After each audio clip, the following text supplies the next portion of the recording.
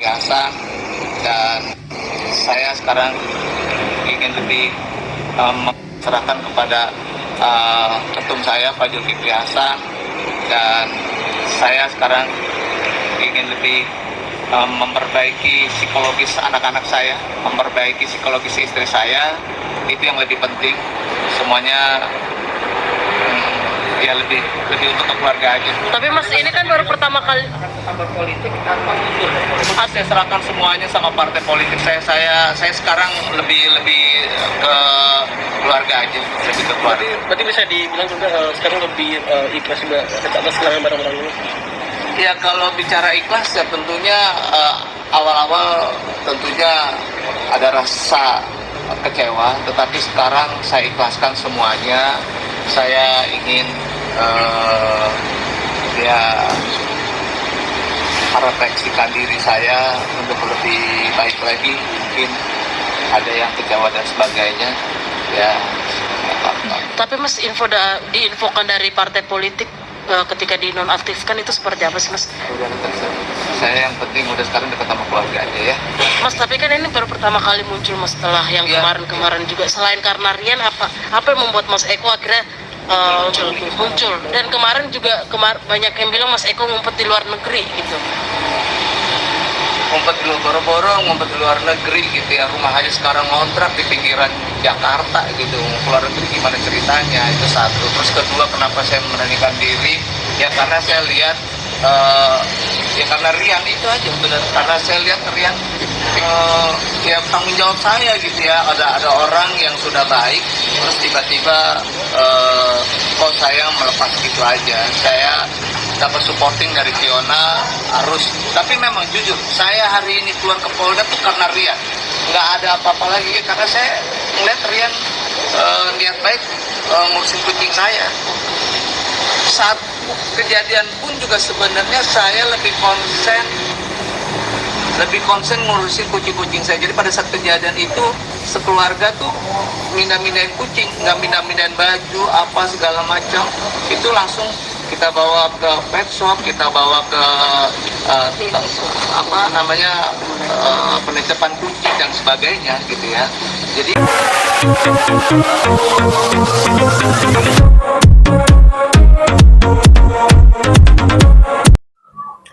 Pan selalu terdepan. Pan pasti ada harapan. Pan hidup semakin mapan. Ya, itu tadi jingle PAN. Dan waktu itu ketika Pileg 2024 cukup terkenal dan cukup melekat di hati masyarakat, di mana Partai PAN memang identik dengan partai artis nasional. Jingle itu dirancang untuk melekatkan di hati masyarakat dan yang mudah diingat dan dibumbui dengan nada yang bisa terkaitan dengan Zulkifli Hasan, seorang ketua umum dari PAN itu sendiri. Kalau kita mencermati PAN, kita sedikit mengomentari atau membahas masalah Eko Patrio atau Eko Hendro Purnomo yang terkenal dengan Eko Patrio. Waktu itu belum lama ini menggemparkan dunia perpolitikan termasuk masyarakat luas seluruh Indonesia, di mana sekarang ini sudah dinonaktifkan sebagai anggota DPR RI. Nah, kita runut aja ya teman-teman sepak terjangnya Eko Patrio.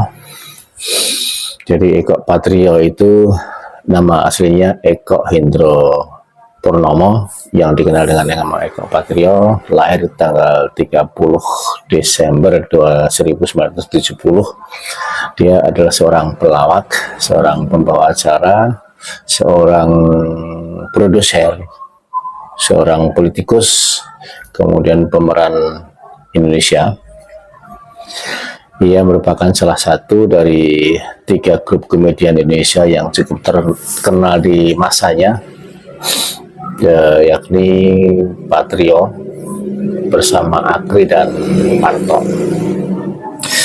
Kemudian pada tahun 2029 Eko memantapkan langkahnya untuk terjun di dunia politik dan bergabung langsung di Partai Amanat Nasional atau PAN.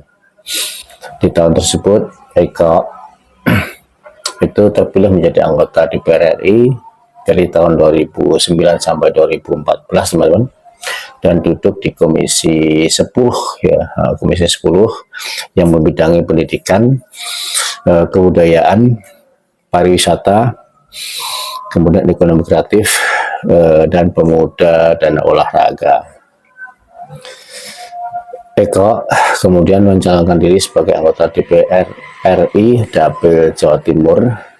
Nah, kemudian dirinya juga terpilih anggota legislatif.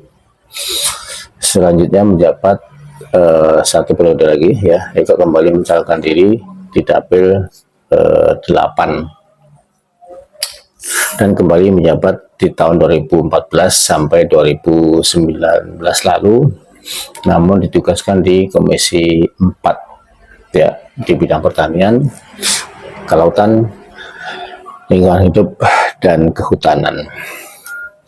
Pada tahun 2019 Eko kembali mencalonkan diri di Dapil DKI Jakarta, Jakarta 1, dan hasilnya dinyatakan lolos lagi untuk ke jabatan 2024. Nah, di Komisi 6 di bidang perdagangan, koperasi, usaha kecil menengah, BUMN, investasi, dan standarisasi nasional. Kemudian pada 2024 kemarin Eko maju lagi di Dapil Jawa Timur dan kembali terpilih atau lolos lagi di Senayan setelah meraup sekitar 64.000 suara. Selain aktif di bidang politik, Eko itu ternyata kalau dilihat dari jejak digitalnya atau kesibukannya, Eko juga diketahui memiliki usaha di bidang produksi hiburan, menjabat sebagai direktur utama di PT Komando Media Televisi, kemudian PT Komando Sinergi Media, kemudian PT Komando Maestro Kreasindo, dan PT I-3 Komando. Jadi kalau terkait sama komando, barangkali itu bisa identik dengan Eko Patrio. Eko Patrio yang juga menjalankan karir politiknya demi melesat menjadi Sekretaris Jenderal atau Sekjen DPP PAN pada periode 2024 sampai 2029 setelah ditunjuk oleh ketua umumnya yaitu Zulkifli Hasan. Sebelumnya Eko bahkan disiapkan untuk menjadi maju sebagai menterinya Kabinet Prabowo Subianto. Nah, itu sejarah perjalanan seorang Eko Patrio yang memang Eko itu perjalanan karir politiknya cukup cemerlang, dari komedian keluar langsung melesat menjadi anggota DPR RI. Tetapi belum lama ini Eko telah menggembarkan dunia politik, termasuk Uya Kuya, kemudian Naval Ubat dari Partai PAN, sementara Sahroni itu dari Partai Nasdem. Keempat nama tersebut dianggap telah melukai hati masyarakat ya, dan dianggap kurang peka, yang seakan-akan tidak peduli dengan kondisi masyarakat yang sedang tertimpa ketimpangan yang sangat nyata antara si miskin dengan si kaya. Bahkan justru pada saat itu kita tahu awal mulanya dari adanya gonjang ganjing di wilayah Pati, Bupati Pati, Sudewo itu dengan menaikkan PBB kisaran 400%, sehingga ada demo massa besar-besaran, bahkan sengaja diturunkan oleh masyarakat, dan sampai ke urusan ke KPK juga sampai di apa namanya, diharapkan masyarakat itu masyarakat berharap Sudewo itu bisa dilengsarkan terkait kasus korupsi yang dijalaninya.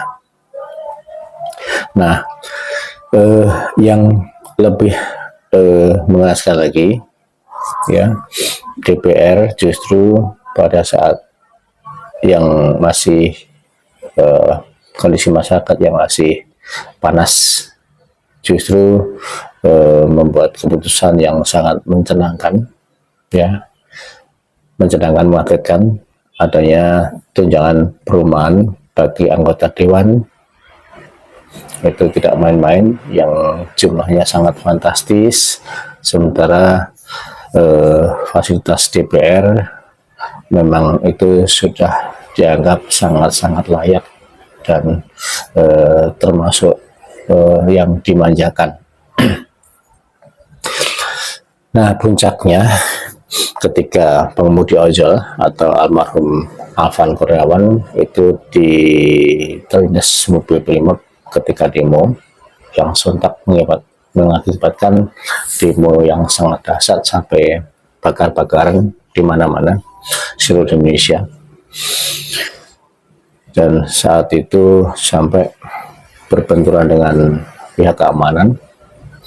Nah, kemudian mau nggak mau pas kondisi yang ada itu dimanfaatkan oleh pihak-pihak atau modus-modus yang tanda kutip tidak bertanggung jawab. Ada penjarahan, ya, ada pembakaran itu yang tidak dibenarkan dalam demo. Eko Patrio, Uya Kuya, Rafael Lubat, dan Sahroni itu sebetulnya ketika disinggung atau disindir atau diprotes atau dikritik oleh masyarakat, itu kalau misalkan langsung minta maaf, itu barangkali masyarakat itu tidak marah, ya. Memang sebetulnya pada acara kenegaraan sudah beberapa dekade, terutama di pemerintahan sebelumnya, pemerintahan Jokowi, masyarakat juga telah dipertontonkan dengan joget-jogetan oleh pejabat tinggi, termasuk legislatif maupun yudikatif, yang seakan menjadi budaya dan kebiasaan. Bahkan kita melihat Ibu Iriana Jokowi pun sepertinya juga sangat suka sekali untuk berjoget pada acara yang momen-momen penting, yang tentunya yang sakral. Kadang-kadang memang untuk acara itu kurang tepat rasanya. Kita lihat saja pas acara 17-an itu juga banyak sekali tokoh-tokoh yang berjoget ria, walaupun itu hari kemerdekaan, tetapi itu sebelum eranya Joko Widodo itu tidak ada acara yang seperti itu. Nah, itu kembali lagi, jadi sebetulnya pada saat dikritik masyarakat, kemudian langsung merespon dengan minta maaf, pasti tidak berakibat yang fatal seperti sekarang ini. Karena Eko Patrio, kemudian Uya Kuya, Rafael Lubat, semuanya menganggap seperti sepele dan tidak buru-buru mensikapi dengan bijak, justru seolah membuat masyarakat itu kurang simpatik. Nah, Akhirnya terjadi provokasi penggorengan keempat anggota dewan tersebut, dan ledakan masyarakat memuncak dan dipicu oleh situasi yang sangat brutal, sampai rumah-rumah tokoh keempat tersebut didatengin masyarakat dan ada penjarahan. Bahkan termasuk rumahnya Sri Mulyani pun itu juga ada penjarahan dan dituntut massa. Dan kita sebenarnya juga tahu PAN itu melejit yang sangat kuat, ya. Kita sama-sama tahu seakan PAN itu ketika pileg kemarin itu sangat melejit namanya, ya, sangat melekat di hati masyarakat. Meski tidak linier dengan perolehan suara di legislatif, ya, di DPR, jadi memang suaranya memang stagnan, tetapi PAN itu memang cukup sukses dalam hal mempromosikan. Nah, dilihat dari Eko sekarang ini, Eko Patria, apa boleh buat, nasi sudah jadi bubur, nama Eko sudah tercoreng, ya, sudah dinonaktifkan jadi anggota DPR RI sebagai anggota DPR RI. Dan rasanya kalau misalkan masih tampil di publik atau di perpolitikan untuk saat ini, itu rasanya agak sulit, karena masyarakat masih terluka, masih memendam rasa yang cukup cukup kecewa, ya. Nah, semoga pengalaman ini menjadi pengalaman yang sangat berharga bagi Eko Patrio ke depannya, untuk pembenahan diri dan untuk masa depan lebih baik lagi. Artinya memang Eko itu seorang public figure yang cukup potensi, ya. Jadi kalau ditanya apakah Eko di kancah perpolitikan sudah tamat, jawabannya secara pribadi saya belum, ya. Eko belum tamat. Eko masih Eko itu punya kemampuan, punya potensi, seorang figur, seorang tokoh yang masih perlu diperhitungkan di dunia politik. Dan Eko itu untuk mempromosikan, ya, itu sangat pintar sekali. Ide-ide cemerlangnya itu sangat dibutuhkan, masih sangat dibutuhkan. Kita tahu teman-temannya Eko di PAN itu banyak yang ditarik sama Eko, termasuk Ferry Premanto, kemudian Uya Kuya, itu juga, ya, banyak tokoh-tokoh yang PAN yang tergeret atau tertarik oleh Eko Patrio. Dan yang nggak kalah penting, Eko itu masih punya basis massa yang sangat banyak. Jadi kalau misalkan satu saat, ya, itu terjun di dunia politik, atau misalkan, ya, baiknya misalkan dia itu keluar dari PAN, maka partai lain pun itu akan cepat-cepat merebut atau cepat-cepat menawari atau menarik Eko untuk menjadi bagian dari anggota partai, karena masih punya director sendiri. Ya, cukup sekian barangkali ulasan dari kami. Terima kasih.